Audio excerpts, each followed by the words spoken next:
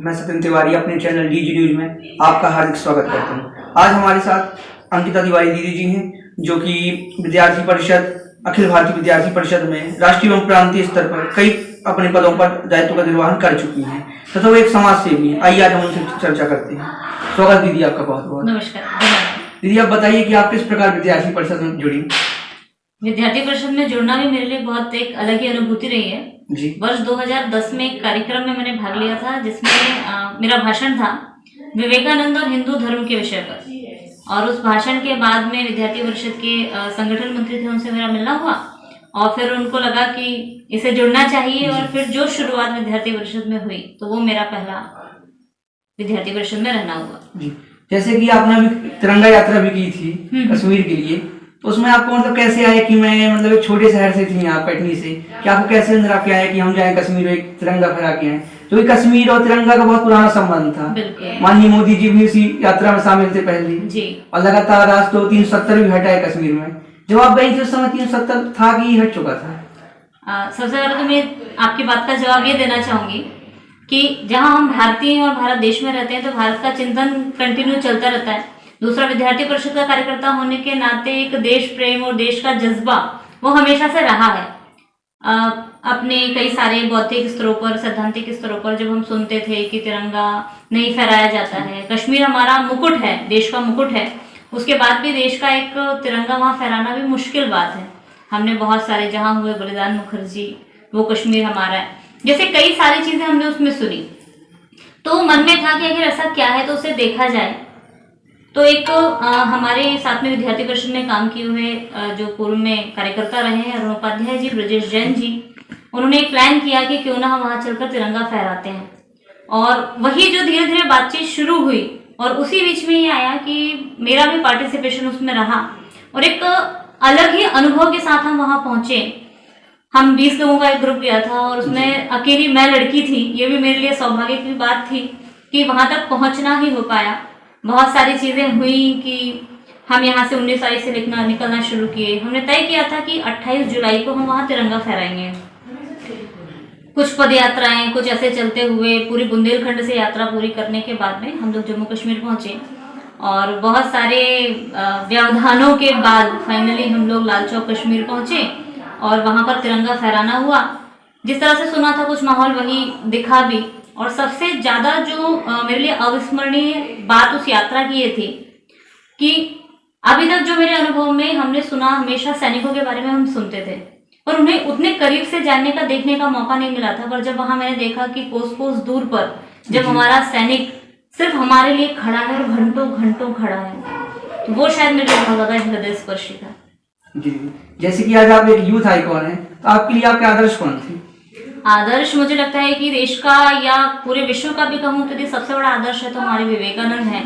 जब वो कहते हैं उठो जागो रुको मत जब तक लक्ष्य ना प्राप्त हो पाए, मुझे लगता है उससे बड़ा मोटिवेशनल कोई पंक्ति हो नहीं सकती। जी, विवेकानंद जी तो सबके ही आदर्श हैं। दीदी, आप बताइए, जैसे कि आप विद्यार्थी परिषद में अभी जुड़ी थी और जैसे कि अभी कोविड-19 आया, आपकी टीम ने फ्री टू फ्लाई अकेडमी आपने संचालित की, जिसके माध्यम से आपने गरीब बच्चों के लिए फ्री ट्यूशन सोचा। तो आपके मन में ऐसे कैसे विचार आया कि हम एक फ्री टू फ्लाई अकेडमी खोले?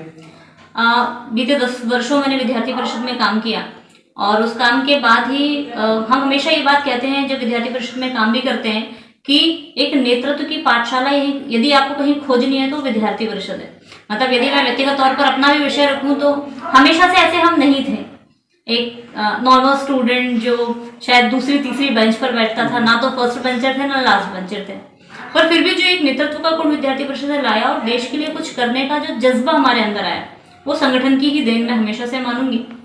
और जब ये कोविड की स्थिति आई, उसके पहले भी जो आपने बताया फ्री टू फ्लाई एकेडमी के बारे में, तो कहीं ना कहीं वर्तमान में शिक्षा बहुत आवश्यक है। वो किसी भी स्तर पर हम जितना ज्यादा दे सकते हैं वो मुझे लगता है कि हमें देना चाहिए। और एक छोटी सी चीज जो आजकल हमारी शिक्षा के साथ जुड़ गया है वो है ट्यूशन, जो जरूरी नहीं है पर जरूरी ना होकर भी जरूरी बन चुकी है। कई परिवार ऐसे हैं जिनकी आर्थिक स्थिति उतनी अच्छी नहीं है कि वो अपने बच्चों को स्कूल के साथ साथ भी ट्यूशन फीस कराएं, क्योंकि वो आर्थिक रूप से भी काफी अक्षम होते हैं। फिर ऐसे एक जो हमारा समूह था सभी छात्रों का, तो बातचीत हुई कि क्या कर सकते हैं।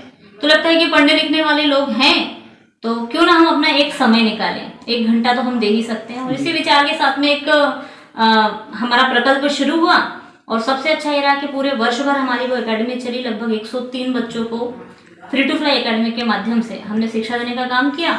और आज भी इस बारे में बात करते रहते हैं कि जितना भी हो सके, यदि हम शिक्षित हैं तो अपनी जिंदगी में एक व्यक्ति जरूर ऐसा बनाइए कि आपने उसे शिक्षा दी। जी, क्योंकि मैं भी फ्री टू फ्लाई एकेडमी में मेंबर था आपके साथ। जैसे कि आपने फिर अभी यहाँ एक शिविर लगाया था, स्वास्थ्य शिविर, उस विषय में कुछ जानकारी दीजिए।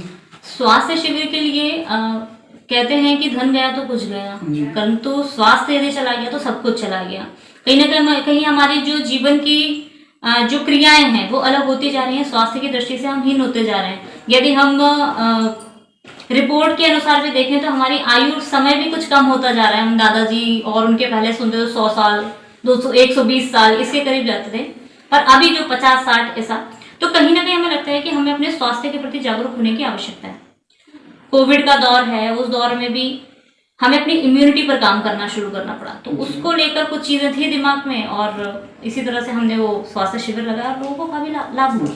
आप लगातार समाज सेवा करते जा रहे हैं, क्या नहीं आपका कुछ राजनीति में आने कुछ आगे है, कुछ इस विषय में सोचा आपने कि जैसे कि आप अभी किसी पद पर नहीं हैं, तब भी आप इस प्रकार लोगों की सहायता कर रही हैं?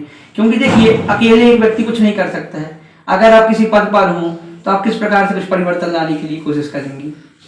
सबसे पहले तो मैं एक बात करूंगी कि आपने बिल्कुल सही बात कही कि आप किसी पद पर अभी नहीं हैं और ये वास्तविकता भी है, किंतु एक चीज जो संगठन में रह के सीखी कि पद नहीं दायित्व। जी, पद जो है वो आता है और चला जाता है, पर जो दायित्व मिला हुआ है समाज के लिए काम करने का, देश के लिए काम करने का, वो दायित्व कभी नहीं जाएगा।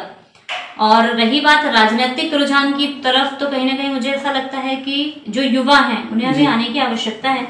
बाकी जैसा भी संगठन तय करेगा, क्योंकि विद्यार्थी परिषद ने बनाया है, आज जहाँ भी हैं, जिस भी स्थिति में है, तो परिषद जैसी चिंता करेगा, जैसी योजना करेगा, उसी अनुसार काम होगा। क्योंकि आज युवाओं को भी राजनीति में आना चाहिए। जी, क्योंकि भारत की राजनीति में युवाओं का योगदान अब काफी कम है। जी, तो आने वाले समय युवाओं को आना चाहिए, क्योंकि सबसे बड़े वोटर तो भारत में युवा हैं। बिल्कुल जी। जैसे कि आप मान लीजिए, यहाँ लगातार समस्याएं हैं, कोविड का दौर है, आने वाले समय में आपकी टीम ने क्या योजनाएं बनाई है? अगर वैक्सीन आ जाती है और स्वयंसेवी संगठनों से सहायता मांगी जाती है, तो किस प्रकार आपकी टीम या आपका संगठन लगातार सहायता के लिए प्लानिंग कर रहा होगा कुछ ना कुछ? अभी जो वैक्सीनेशन के लिए चल रहा है, अभी कोरोना का जब दौर चल रहा था, उस बीच में हमने अलग अलग लोगों के बीच में जाकर, चाहे वो नुक्कड़ नाटक के माध्यम से हो, दीवार लेखन के माध्यम से हो, एक आपने देखा होगा कुछ दिन पहले हमने एक सड़क पर पेंटिंग करके भी कोरोना का एक संदेश दिया था, लोगों तक पहुंचाया था। जिस तरह से हम अवेयरनेस कर सकते हैं, क्योंकि मास्क है जरूरी, क्योंकि जिस तरह हमें लगता था कि उसकी कोई वैक्सीनेशन आएगा, ये होगा, पर उस दौर में अभी हम चल रहे हैं। पर जैसे ही वैक्सीनेशन उसका आता है, लोगों में जागरूकता हो, अच्छा है। साफ रहना बहुत अच्छी बात है। मैं कहूँगी ये सिर्फ कोरोना के दौर में ही ना रहे, हमेशा ही साफ रहें। और देखकर बड़ा अच्छा लगा कि जो पुरानी संस्कृति, पुरानी सभ्यताएं, पुरानी परंपराएं हम सुनते थे कि हमें प्रणाम करना चाहिए, हाथ जोड़कर, हाथ मिलाने से बेहतर है, घर के अंदर आ रहे हैं तो हाथ धोकर, पैर धोकर आना चाहिए, ये वापस आ रही हैं, तो ये अच्छा ही है।